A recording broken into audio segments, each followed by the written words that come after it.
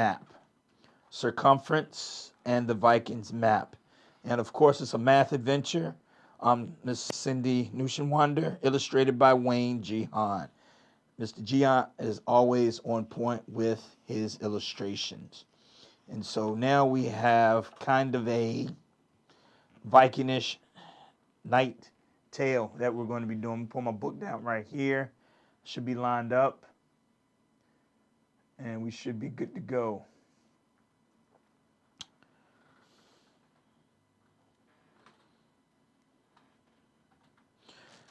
We're well and truly lost, Per said to her cousin Radius. How I wish we had a map. They were riding through a forest the late afternoon. Maps of England are rare as dolls with wings, replied Radius. Maybe we'll be able to see where we are at the top of the rise. Together the two cousins rode up the hill on their horses.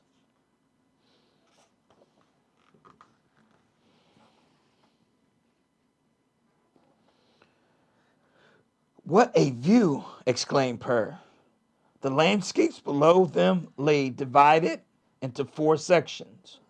A road ran across the countryside horizontally, while rivers wound through areas vertically. Nothing looks familiar, observed Radius. And we're running out of daylight. Let's camp on that knoll tonight. The grass there looks thick and soft. As the cousins approached the knoll, a tangle of vines and branches blocked their path. What's this? Asked Per, pulling aside some branches to reveal a weathered wooden door. Together, they pushed it open and peeked inside. In the dim light, they could make out a musty room full of cobwebs. It's a house inside a hill, cried Radius. A house inside a hill. What in the world? I don't know if I were going there or not. I don't know, but we'll see. But that's why they call it a what? Math adventure. Just then, they heard the far-off sounds of raucous singing and laughter. Bad old Barnaby and his branded band. We're the baddest lot in all the land. We sneak and snack wherever we can. We're bad old Barnaby and his brigade band. In the distance, they could just make out a ragged group of men marching along. Hey, hold on real quick. Wait a second. Let me see that again. Bad old Barnaby and his brigand band. The brigand band. I remember that from one of the other stories that we talked about. This is that bad guy from the fraction fair. Wait a second. Hey, they're back. Okay. In our last story, they ran away and the guy couldn't catch him. So I wonder just where they ended up. Oh, Barnaby again. Okay. All right. Let's get back to the story. Uh-oh, Radius exclaimed. Highway robbers. Quick, said Per, grabbing a candle from her saddlebag. Get inside the house. Per shut the door and lit the candle. The room contained a bench, a barrel, and a round wooden shield. While Radius examined the shield, Per peered into the barrel. Oh, wow.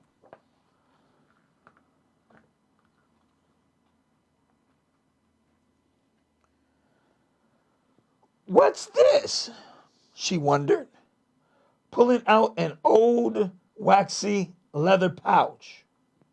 She looked inside it.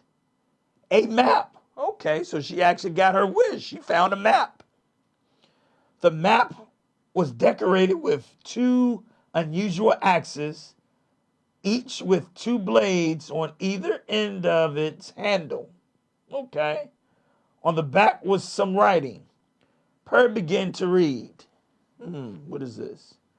I, Grids Inkle, scribe of this land, have drawn this map for Exion Yellowbeard, the Viking. He leaves it as the path to his most valued treasure, starting at 3,0 XY. What? 3,0 XY.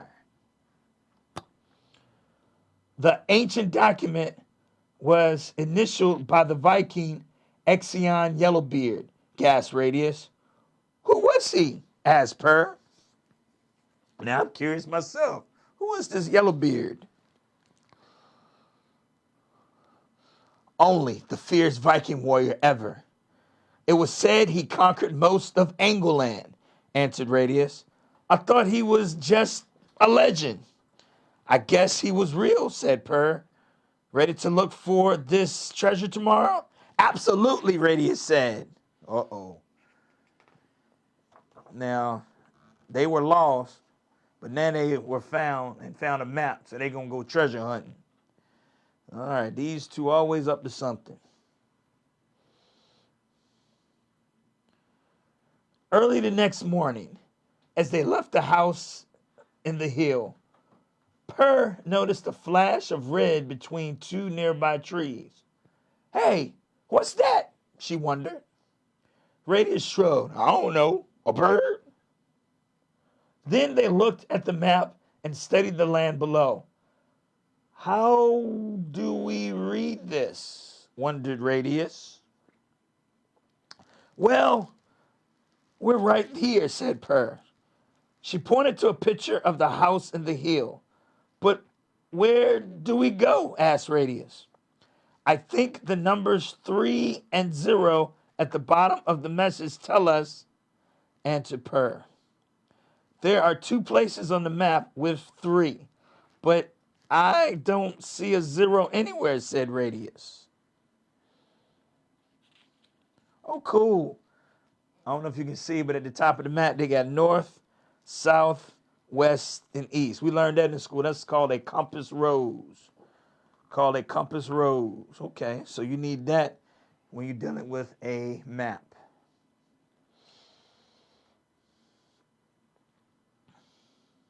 Interesting. The house in the hill looks like it's drawn inside a giant 0, said Per. Let's ride up to the river to the 3 there. They trotted along next to the bank, but didn't see anything unusual. After a while, Per said, this doesn't seem right. Let's go back where we started and follow the road out to the other number 3. She traced her finger along the right horizontal x-axis. X-axis, okay.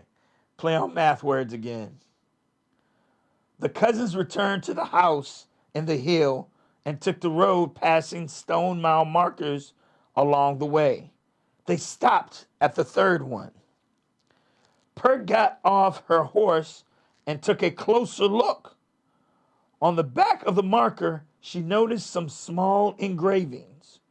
Radius, she exclaimed, I found Axion's initials carved here, along with another set of numbers, 2, -1.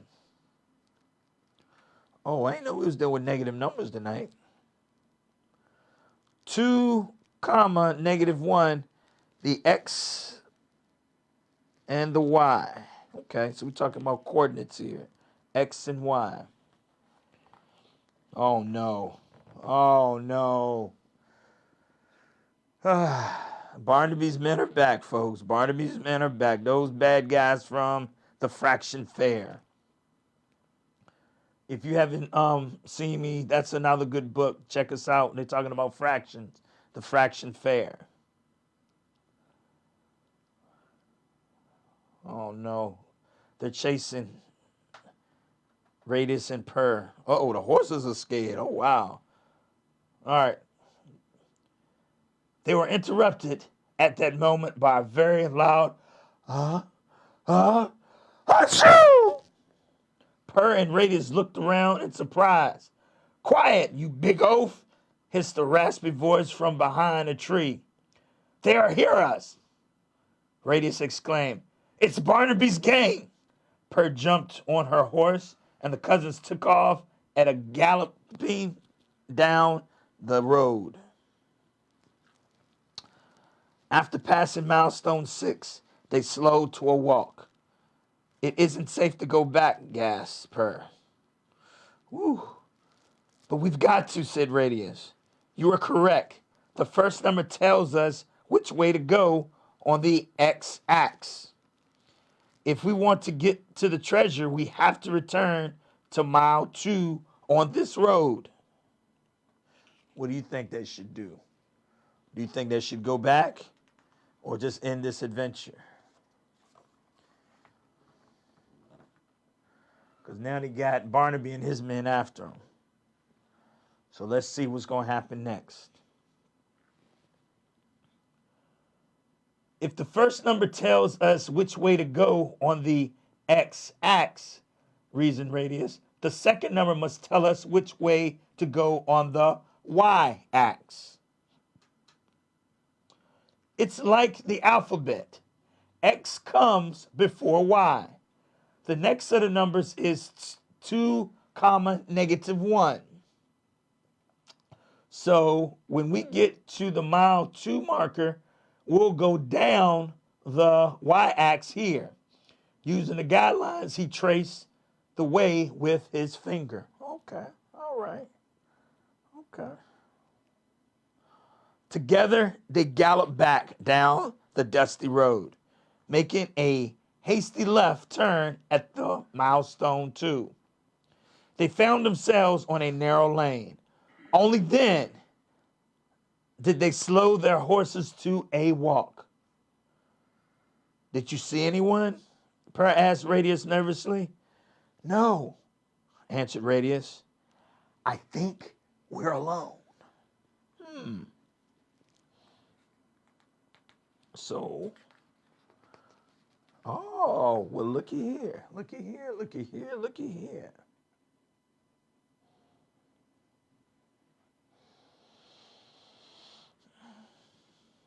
Wonderful pictures. The lane ended at the opening of a cave. This must be our destination, said Radius, checking the map. Well, need some light in there, said Purr, retrieving her candle. While the horses wandered off to graze, the cousins entered the cave. Hey, make a quick prediction. What do you think is going to happen? What do you think's in the cave? Take the next 30 seconds and think about it. What do you think is going to happen? Make a prediction. Go.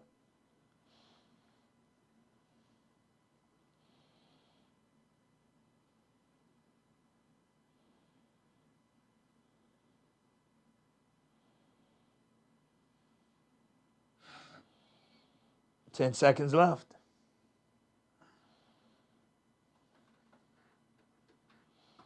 All right, let's see what's going to happen. What are we looking for? Purr wondered. Candlelight flickered on the damp walls of the large cavern. Cavern is a synonym for cave, just in case you didn't know. I'm not sure, answered Radius. Examining the far wall, suddenly he paused. Carved into the wall were 2 more numbers. -3, -3. That's it, he cheered. But wait, did they hear voices and footsteps outside? Purr blew out the candle. Crouch down, she whispered urgently. Shh, be quiet. Who do you think found them again? This is funny. Wow. Hey, they're back. The robbers entered the cave, all talking at once. Your sneeze chased them two young ones off. Can't be far away. Find the pelf. Maybe they have gold or coins. Rest in this old cave first. And then a stern, gravelly voice said, settle down, mates. Time for a bit of shut-eye. Soon, loud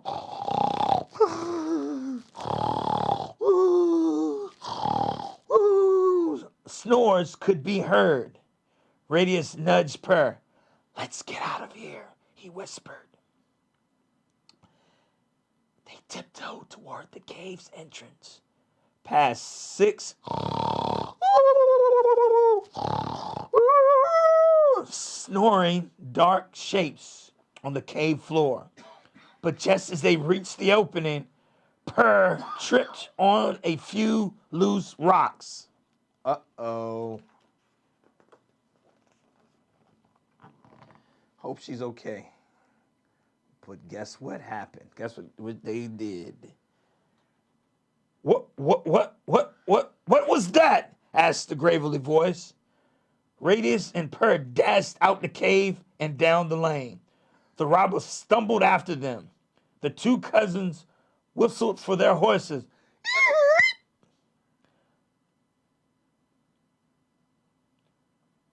They jumped onto their backs, and when they appeared out of the forest, they stopped only when they arrived back at the house on the hill. Woo!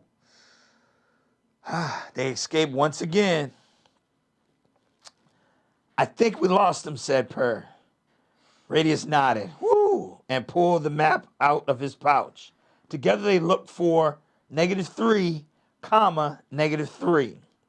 Radius ran his finger 3 marks along the left x-axis, then 3 down the y-axis.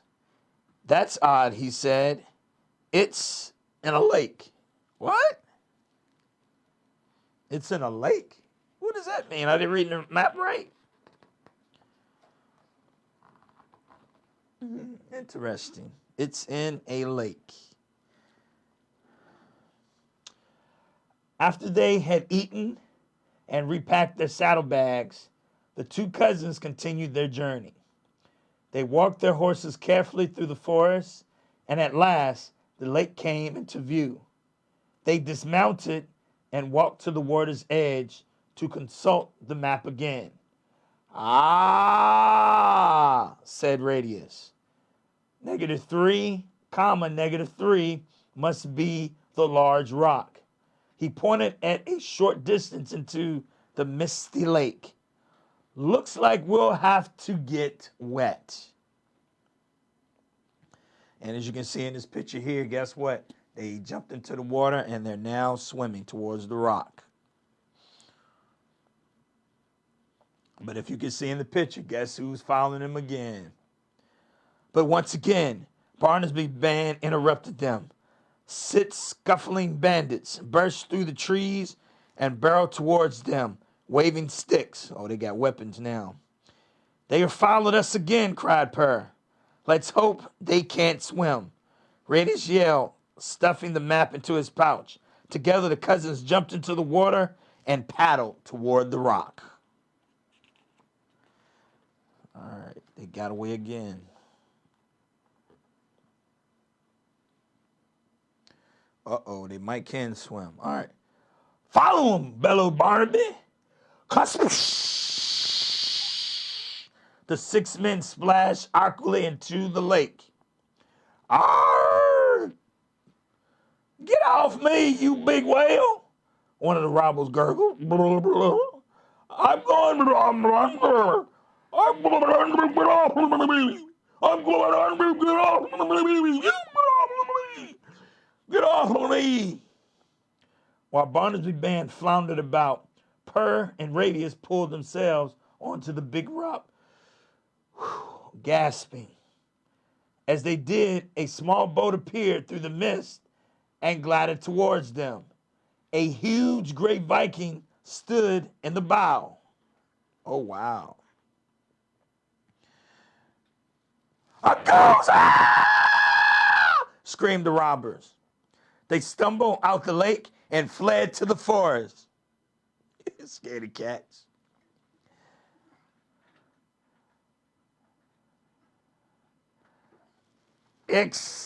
Ayon Yellowbeard, stammered Radius.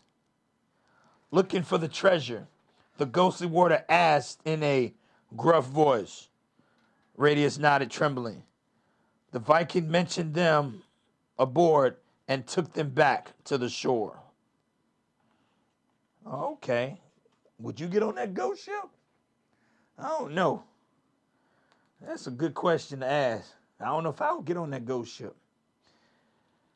After Per and Radius disembarked, Exion gave each of them an axe, just like the ones drawn on the map.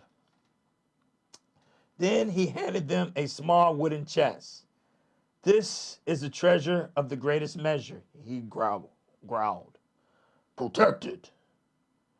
He pushed the boat away from the water's edge and disappeared into the mist.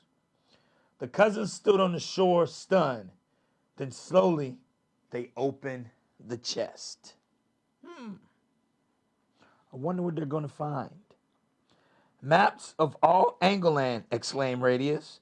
This is a treasure, added Per. Will never be lost again. Then, thinking about Barnaby and his men, she shivered and said, let's get this to safety right away.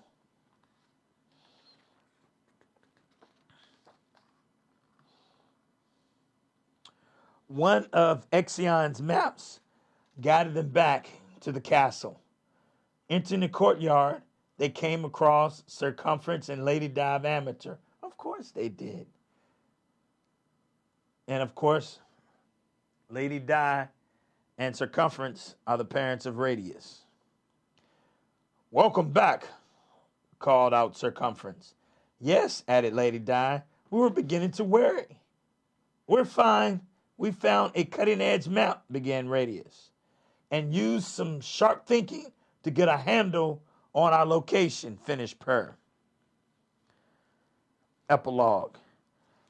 Ixion axes were hung in the greatest hall, and his maps were made into Angleland's first atlas. Okay? And when we talk about an atlas, that's nothing more than a book of maps. Eventually, only the axe handles were drawn on maps, but everyone still referred to them as the X and Y axis. That's funny.